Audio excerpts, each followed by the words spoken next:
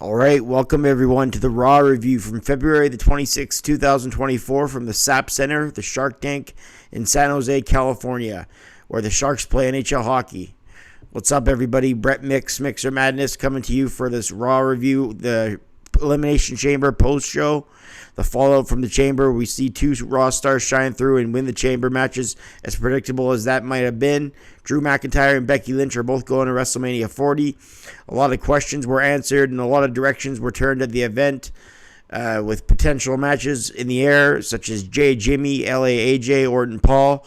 Matches being carved out, but the two more that we know for sure, Drew Rollins and Becky Rhea, was penciled in before the Royal Rumble, that one. But tonight's Raw was just kind of building towards that in a bigger way. It felt pedestrian in parts. It was a take it or leave it kind of show that was watchable in areas, and then others felt like some things that we've been seeing before. But as far as the booking goes, it was logical. I think Triple H and company did a good job. It's just it wasn't terribly exciting. It didn't go in an unpredictable way. Brett Mix here for my channel, Mixer Madness. It's a newer channel. We've only been around for a few months, so I'm just going to invite you to hit subscribe if you feel like it. After this review, maybe you want to become a fan of the channel. That's up to you. I'm just certainly throwing that out there as I want to grow the channel. I'm just a few subscribers away from 300, and I'm just a few months in, so I consider that a really big success, and I just wanted to say thank you to everybody out there who's watching me. Some later on in the channel's history, I want to do live streams and all that kind of stuff, but I want the channel to grow first before I get into that. So we open the show with an outside shot of the SAP Center and the Shark Tank, where that's San Jose Sharks play hockey, right? That's why it's called the Shark Tank. And Dominic Mysterio comes out to a bunch of regular heel heat as announced, and Rhea Ripley just coming out of her hometown, her home country of Australia performance. Their Judgment Day, they're going to kick things off with Raw. Michael Cole and Pat McAfee are the broadcasters, as always on Raw. Here's the Mon. Does her usual cheap pop to make sure the crowd's on her side in San Jose after Rhea Ripley opens the show. Obviously, Becky Lynch would come out to interrupt. Rhea Ripley talked about winning in her home country, and the moment it was, basically going over how dominant she's been. Then Becky's music hit, and pretty much she's told her that the Mon was ready to win at WrestleMania. She talks about how they both had great elimination chambers, yada, yada, yada. Rhea says, behind every great man is a greater woman, and mommy is always on top. They do a very good job at putting one another down. Ripley says it's about time Becky won something to get closer to her, to be on her level. Becky insults Dom and says it calls him something like a cum slap. I don't know how to define what she called him, but that's how it sounded. I don't know what she called him. But I don't really get Becky's humor most of the time, but that was just another example of it. Nia Jax, with her new tarantula hair, comes out, and she takes out Lynch and tried to do the Annihilator, but officials pulled her out of the ring. Adam Pearce came out, the GM of Raw, and said that she better come down or there'll be consequences, maybe a fine. So that's the reason why she does. And that's the beginning segment. Brief Becky-Rhea face-to-face. Becky and Rhea, they're building towards WrestleMania. They've done a decent job so far. And now we have Shinsuke Nakamura taking on Sami Zayn. That's going to be our first match on Monday Night Raw. Two men who have been booked like complete losers the past few weeks. Or the past few months, I should say. Shinsuke Nakamura focused on the midsection of Zayn. Nakamura got the win 2 Raws ago. So would Zayn make it a 50-50 booking situation? Or would Nakamura take 2 straight? That's the story. And then in the match, the in-match story was the midsection domination work on Sami Zayn by Shinsuke Nakamura. McAfee asks, is it the liver that's in the midsection? And Cole says, yeah, I believe so. Yeah, it's the kidneys. Yeah, the kidneys are usually the area, the focal point in the lower back region where the Shinsuke was focusing on. I think that's the organ they were trying to reach. Zayn hits a Michinoku driver, and Shinsuke Nakamura kicks out of nowhere. Zayn is in trouble as Shinsuke refound his footing, and that's the hook for the next break. We come back from another commercial, 2 perfectly placed knees to Zayn, but he won't be defeated as he kicked out. Nakamura follows him outside the ring with more kicks, and then a Kinshasa, and Zayn kicks out again and is beating him with shots to the head. And then he gets set for another one. Nakamura goes for a death blow, but he gets a haluva kick to the back of the neck. Zayn gains momentum and then delivers one to the front of Shinsuke Nakamura. Zayn then gets the win over Nakajaba. Shinsuke Nakajaba gets defeated by Sami Zayn, and Shinsuke looks worse because of it. I called him Nakajaba, not by mistake. Match was pretty formulaic, and Zayn gets the big W, so both men have a big W over the other one. Gave the match 2.5 stars. We then see a New Day Imperium package covering their history together. And before we get to that match, we have another match. It's the ladies' match. It's Chelsea Green taking on Raquel Rodriguez. Chelsea Green, being from Victoria, BC, is kind of cool. That's a few hours from where I live. Chelsea Green, not many wrestlers are announced from BC, British Columbia, a province in Western Canada. It's not a lot of, and it's not for a lack of population. We have the third highest population, I believe, among provinces in Canada. So I think it's Ontario, Alberta, then BC. Might be BC or Quebec for third or fourth. So it's not for a lack of people. We got Vancouver in the province, Kelowna. That's where I'm from. Some big cities, Victoria, Kamloops. But yeah, it's cool to see Chelsea Green from there. She cut a decent promo on Raquel Rodriguez. That's the lady who last eliminated her from the Battle Royal last week, that last chance Battle Royal to be in the chamber.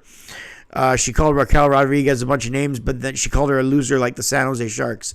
And that's just hilarious. For those who don't know, the Sharks are like the second worst team in hockey, next to the Blackhawks. Right now, anyway. The Blackhawks used to be great. But the Sharks used to have a solid team, but right now they're amongst the worst. So that was a good burn by Chelsea Green. Rodriguez, that's the last time I'll say it like that. Rodriguez with a fallaway slam and then a Tejada bomb gets the victory in not much time. Jackie Redmond says congratulations on a victory at Mania, being weeks away with Sami Zayn. And the big story here is we have a face-to-face with Gunther. That's the match that, as Imperium kind of walked by Sami Zayn, first Kaiser and then Vinci, and they looked at him, and then Gunther kind of looked at him and started laughing. Sami Zayn looked back and then kind of chuckled himself. That's the match a lot of us in the community have been talking about or previewing or fantasy booking for the Intercontinental title at WrestleMania 40, so we'll see if that comes to fruition. Gunther is set to come to the ring next, but first we have a backstage interview with Cody Rhodes. He says, does anyone like Grayson Waller? He should like me because I brought Jay back to the Monday Night Raw, and I challenged The Rock one-on-one the last time I was on his show. And tonight he gets the first main event on Raw when he appears on Raw, so he gets the main event. So he should be thanking Cody. Next up, we have Gunther talking about how he can't have his IC title slipping away from him. The first time as champ in his match main event, Jey Uso almost did that. Gunther says, let's face it, no one's perfect, and he almost succumbed to Jey Uso's challenge. But he says, no one's perfect, but I'm really, really close.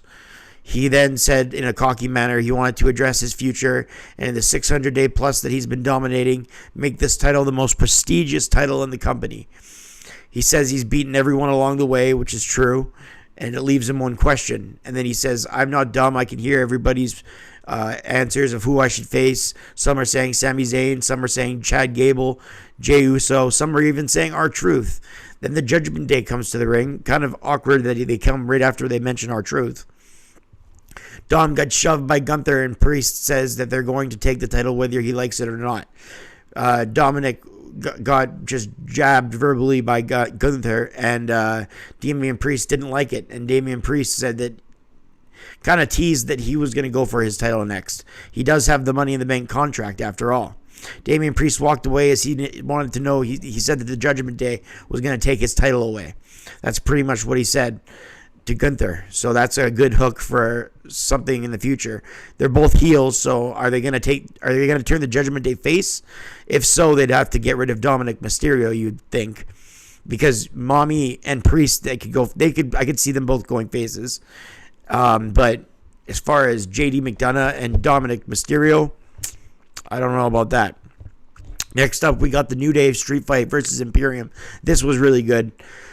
Those talked about the Sharks earlier. They get their jerseys worn by the New Day. I'm wondering if the New Day even knows how bad they are, if they would be still wearing their jerseys. Imperium with the trombone as they brawl up the ramp. Xavier sets up the tables, and Imperium jump the New Day. New Day knocks them off the apron, and now New Day with a somersault plancha to the outside by Kofi Kingston. Xavier Woods just glided through the ring, through the middle ropes as we go to a commercial, as they explode to Imperium on the outside. Then we got Venture and Vinci and Kaiser both use kendo sticks on the New Day on the outside. Imperium laying waste to Xavier with big weapons, damaging the team. The New Day then take apart Imperium with a bunch of stick shots. Fans chant for tables, and that's exactly what they get. Xavier off the top rope with an elbow drop through Vinci, through the table below. Huge spot by Xavier Woods. This guy above me right here would be very proud of him for that big elbow drop. Now off the top, almost a 3, but Kaiser took the official out of the ring with no DQ. He was allowed to do that. Kofi with the cross checked him through the ropes with a suicide dive with a kendo stick in the home of the Sharks. That's what Pat McAfee nicely alludes to, because it was a cross check pretty much with the stick. Fans chant that it's awesome, and they are right, as Vinci is being double teamed by the New Day. Kofi goes for flying off the top through the table by Vinci. Then Kaiser sends Woods into the chair as they get the win. Imperium with the big-time victory. This one was really good. I rated it 3 stars and a quarter. Gable then cuts a promo about why if he took Gunther at Mania, it would be different from the others, because it wouldn't just be about the Intercontinental title. It'd be about his daughter, who was set to tears earlier, so it would be personal. Stark and Baszler come to the ring next as we go to a commercial break. We come back from the break, and we're going to have a tag team match between the ladies. Indy Hartwell and Candice LeRae will take on Zoe Stark and Shayna Baszler. Baszler with a knee to the head of Candice after she performed a somersault senton off the middle rope to the floor. In the ring, Stark with a hard arm wringer to LeRae, and Stark takes apart the arm by exposing it on the middle rope, choking her out. A fallaway slam by Stark, but she kicks out. A code breaker, then Hartwell comes in with a clothesline off a hot tag. Hartwell on fire, and then a spine buster. Baszler comes in as the legal woman, and from behind locks on a Karafuda clutch as Hartwell taps out. Good win for the dominant heels, Stark and Baszler. I gave the match a star rating. Now the Scottish Warrior, who's all smiles, is about to come to the ring.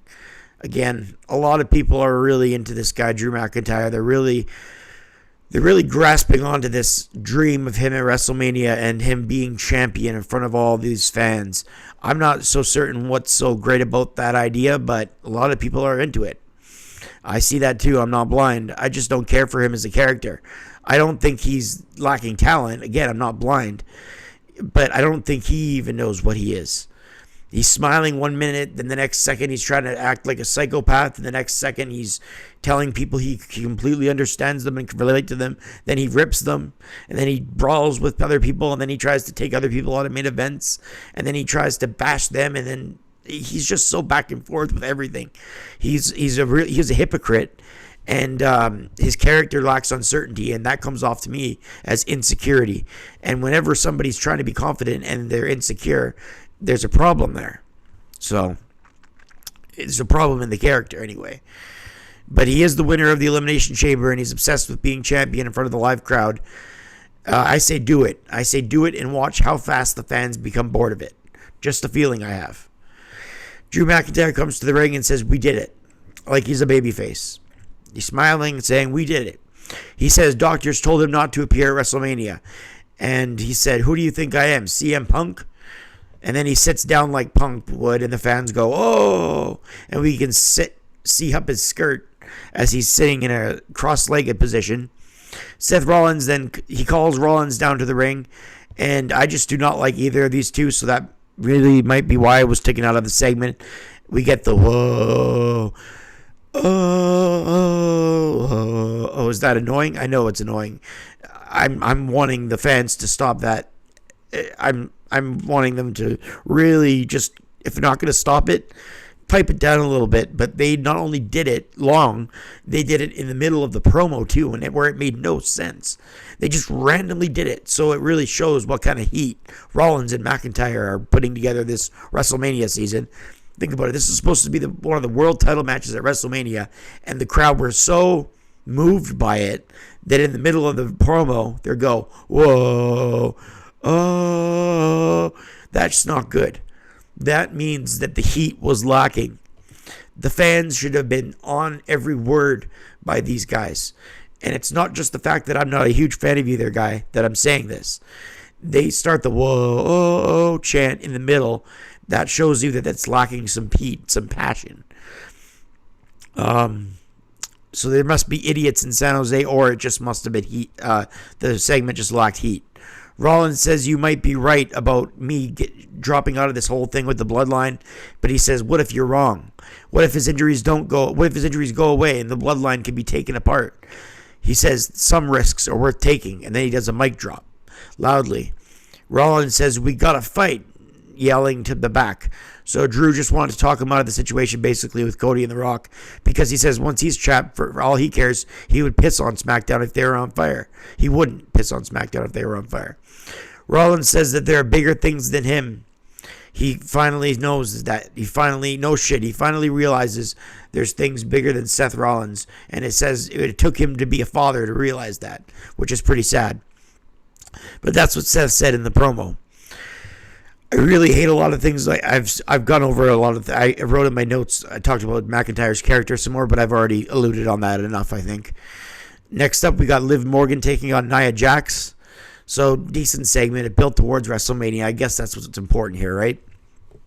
Liv Morgan versus Nia Jax. Liv attacking Nia in the corner. A high kick off the ropes. Tried to Hurricane Rana, but goes into a Samoan drop by the irresistible force. Jax then steps on Morgan's spine and crushes it with her boot. Sends her hard into the corner before a big splash. A hard running knee. Nia with the stink face with clothes on and short. I guess that's a PG stink face. And then sends Morgan's face right into the middle buckle. Nia lands on the apron and doesn't scream about her hole this time. She doesn't go, my hole. But she's still sore. Liv Morgan with a suicide dive, and we go to a commercial. Back from the break, Liv tried hitting a code breaker out of the corner, but Jax lands shoulder first on top of her. Morgan tried a sunset flip off the apron, but Jax then hit a Samoan drop into the ring post. Becky Lynch, the Mon, comes in and jumps her out of nowhere, getting retribution for the earlier attack earlier in the night when Nia Jax jumped Becky Lynch. I gave the match a 1.5 stars. Becky stands on the ropes talking trash. Kathy Kelly catches up tonight with Waller and Theory backstage, and for no reason for them to be on Raw. Aren't they on SmackDown? But tonight they face Rhodes, or Waller does. Not Austin Theory. He's just going to be there. But aren't these guys exclusive to SmackDown? If I missed the reason why they're on SmackDown, that's my bad. But I don't believe we got a reason. And I hate things like that. Ole Anderson passed away, so rest in peace, Ole. The Minnesota Wrecking Crew back in the NWA days. So nice of them to make a graphic and give him a shout out. I don't believe Vince McMahon was very fond of Ole Anderson, but Vince McMahon ain't running things anymore, is he? So you got to wonder if he would have got a shout out if Vince was still in production. I don't think so. Love that Morgan told Lynch not everything has to do with her, as she went backstage and said, and she's like her husband, Becky Lynch. They're both very self-entitled people, but to be successful, you got to have an ego. But they just take their ego to a different level, I feel. They plugged Jackie Redmond's hockey/wrestling talk show, so I'm sure she loved that. I've watched Jackie for years on the NHL Network. I'm a big hockey fan, diehard Buffalo Sabres fan. Even though I'm Canadian, but I still love the Buffalo Sabres. They're my team since I was little. So yeah, that's Jackie's show. Jey Uso's going to be on it, and Cole says, I don't know how much hockey he knows about. McIntyre tells Jey Uso he can relate to what he's going through with the bloodline interference and subsequently everything else. And Drew says from the bottom of his heart, he deserves this. And then Jey and Drew need to be torn apart as they begin to brawl. He cut a similar promo Drew did on CM Punk about how he can relate to him, only for him to go, I prayed for this, only for him to turn on him. So he cut a similar promo on Punk before it was kind of like that. Next up, Cody Rhodes takes on Grayson Waller with Austin Theory. Cody comes out with a lot of spunk and he hits an uppercut. Cody Rhodes with the Davey Boy Smith-like vertical suplex. Paul Heyman was spotted backstage. They say to go to commercials, so that's the good hook. Kofi drove Theory through an announce table, or over the announce table anyway. It didn't break. A rolling flatliner into a Cody cutter in the Rhodes, and then the 3 count. So I rated the main event 2 stars. Decent match at best as he builds momentum towards WrestleMania. That does it for the match portion of the show. Paul Heyman comes to the ring with security or a referee from the NYPD that are suspended at the moment and goes, ladies and gentlemen. He then rips on the crowd saying he figures that in San Jose they would boo the ladies part because San Jose is right next to San Francisco. And San Francisco is very homo-aware. Heyman says he understands being Will Smithed, and then says the Smith line about taking your name out of his mouth. He then says, Cody, please, pretty please, withdraw the challenge against The Rock, or else, Mr. Heyman, and I'm not bashing anybody in the San Francisco area that is pro-homosexual. Nothing wrong with being homosexual. I thought I'd clear that up just before somebody types with a comment on the comment board. You know, things can be taken so wrongly in 2024, so I thought I'd clear that up. But that's what Paul Heyman was saying. That was the gist of his shot, I guess, against San Jose. But anyways, Heyman says he wants Cody Rhodes, like I was saying, he wants Cody Rhodes to withdraw the challenge he made towards The Rock at Elimination Chamber back in Australia. Cody says the reason he hasn't bashed The Rock to Paul Heyman in the media is because we were all fans of The Rock. Cody says, but if this is a bloodline setup, come and get me. Heyman says, I have a better idea. And then all three of his friends come to the ring and they all go in four corners, sort of. Heyman's at the side ropes. Cody says, if one more person steps closer, I'm going to unload on Heyman's henchmen. Heyman says, so Cody Rhodes does that. He throws the chair. Nice, real stunt guy blocked by the black guy, the black part of the security, the black guy that was a part of the security team. He took a chair shot right to the face as Cody just whipped the chair right in his face, and then hit a Cody cutter and the Cody crossroads. And Heyman then had two phones, call Roman Reigns, call The Rock, and on The Rock's phone there was a Brahma Bull. I found that hilarious. This show, overall, I graded it a 5 out of 10. I think it did all right in building towards WrestleMania. I wonder if it was actually a fan of the big stars on this show outside Cody, if I rated it any higher than I did. A decent Mania build in different situations. We had the Zayn Gunther face-off. We had Drew Rollins, Becky Rhea face-off. Rhodes and Heyman faced off with cross-promoted SmackDown nicely. It doesn't matter for the... It doesn't make, rather, for the most entertaining Raw segment, but it does add to watching SmackDown on Friday. It gets you a little bit more pumped up for that show. The week before last episode of SmackDown that was live drew 2.55 million, so this week's SmackDown should draw some big-time numbers. But yeah, that's Raw for tonight for 2/26/24 from San Jose, California. In the meantime, please hit like and subscribe if you're new to the channel. If you like the Monday Night Wars, I do them almost daily on this channel. And if you rewatch the Monday Night Wars at any time, you can come back as I archive them. So you don't have to follow along with me, but you can follow along anytime you rewatch the Monday Night Wars. I do a very detailed description of what goes down on those shows. Plus, I stick up to date with today's WWE. So again, hit subscribe if you haven't already. And I'll see everybody on the SmackDown preview show this week, and I'll also be back with the Raw rating report, other than this Monday Night Wars that I'm doing on an almost daily basis. So that's tonight's Raw review. I hope you enjoyed it. Like I say, in the future on this channel, I'd love to do live streams. We just got to grow the channel a bit some more. Thank you to the almost 300 of you that have already hit subscribe. And I'm Brett Mix for this Raw review, and I'm out. Have a good night, everybody.